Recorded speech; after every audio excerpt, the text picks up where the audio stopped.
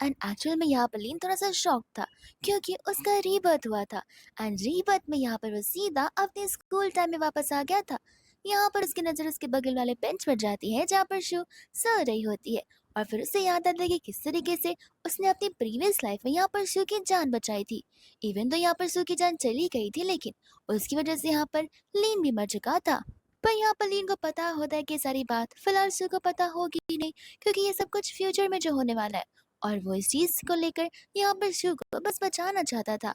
इतने में यहाँ पर शू को देखते हैं जिसकी नींद खुलती है और उसके बगल में यहाँ पर लीन को देखकर वो रोने लग जाती है, उसे हग करने लग जाती है, कहने लग जाती है कि फाइनली तुम मुझे मिल गए हो। सभी के सभी क्लास वाले यहाँ पर हंसने लग जाते हैं। एंड देन यहाँ पर फ्लैशबैक का सीन दिखाया जाता है जहाँ पर शू हमें बता रही होती है कि लीन की मौत असल में यहाँ पर उसकी वजह से हुई थी क्योंकि लीन ने यहाँ पर शू की जान को बचाया जो था। तब यहाँ पर शू लीन के मॉम डैड से इसी चीज़ को लेकर माफ़ी मांग रही थी एंड उसने यहाँ पर उसके मॉम डैड से प्रॉमिस किया था कि अब वो लोग की वाइफ बनकर रहेगी, वो भी पूरा का पूरा लाइफ टाइम पोनी के साथ रहेगी, उनकी मदद करेगी और उन्हें अपनी फैमिली बनाएगी। इतनी भी अब वो लीन के कमरे में होती है जहाँ पर वो साफ सफाई कर रही थी और यहाँ पर उसे लीन की एक बुक मिल जाती है जो कि उसकी पर्सनल डायरी होती है। इसमें लीन ने यहाँ पर अपने फीलिंग्स इमोशन सब कुछ लिखे हुए थे कि किस तरीके से यहाँ पर वो स्कूल टाइम में शू के बाजू में बैठा करता था लेकिन कभी भी यहाँ पर उससे हिम्मत नहीं हुई थी शू से बातें करने की।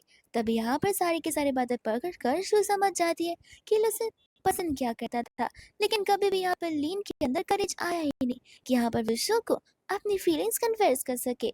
वही दूसरी ओर सुबह से यही सोच रही होती है कि अगर उसे यहाँ पर मौका मिलेगा तो वो खुद यहाँ पर सामने से उसे चेज करेगी। और इन सभी चीजों के बीच में यहाँ पर वो एक बहुत ही वियर्ड जगह पर चली जाती है जहाँ पर अंधेरा ही अंधेरा होता है लेकिन रोशनी सिर्फ एक जगह से आ रही थी जहाँ पर उसे लीन नजर आ रहा था। और इस चीज की वजह से यहाँ पर वो अपने पास लाइफ में जा चुकी थी, यानी कि उसका भी यहाँ पर रेप हो चुका था। और हम यहाँ पर प्रेजेंट वाले सीन में आ जाते हैं जहाँ पर सो लीन को हक की जा रही थी और सभी के सभी क्लासमेट्स उस पर हंसे जा रहे थे। वही दूसरे यहाँ पर प्रोफेसर होते जो कि लीन पर चिल्ला रहे थे कि तुम सभी क्लास वालों के सामने ऐसी लड़की को हक कैसे कर सकते हो। लीन यहाँ पर उन्हें समझा रहा था कि मैंने कहा हक किया है, सो मुझे हक करिए, अरे आप मुझे क्यों डांट रहे हो। तो सर कहने लग जाते कि गलती तुम्हारी है, तुम उसे अपने आप से दूर करो। तो फिर यहाँ पर लीन उसे अपने आप से दूर करता है जिसके बाद यहाँ पर सू रोना शुरू कर देती है। तो इसका बदला भी यहाँ पर सर उसी पर डाल देते हैं।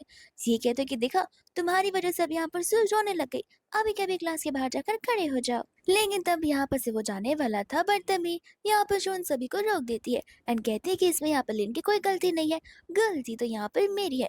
प्रोफेसर कहते कि सू, हम सबको पता है कि तुम कितनी अच्छी हो, तुम्हें यहाँ पर किसी और की गलती के लिए अपने ऊपर ब्लेम लेने की जरूरत नहीं है। सिर्फ प्रोफेसर